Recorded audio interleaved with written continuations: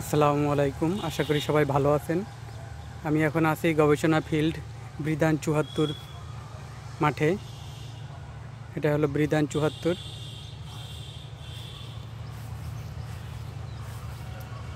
এটা হলো বড় সিজন।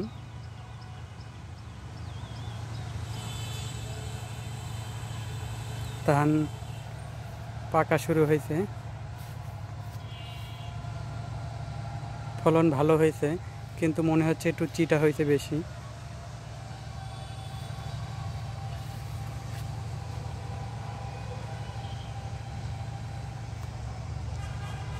বৃদান ৭৪-এর পরে আছে বৃদান ১০৭, ১০০, ১১২, আর এটা হলো বৃদান ৭৪। সবাইকে অনেক অনেক ধন্যবাদ ভিডিওটি দেখার জন্য। নিত্য নতুন ভিডিও পেতে আমার চ্যানেলটি সাবস্ক্রাইব করে লাইক দিয়ে পাশে থাকবেন। আল্লাহ হাফেজ।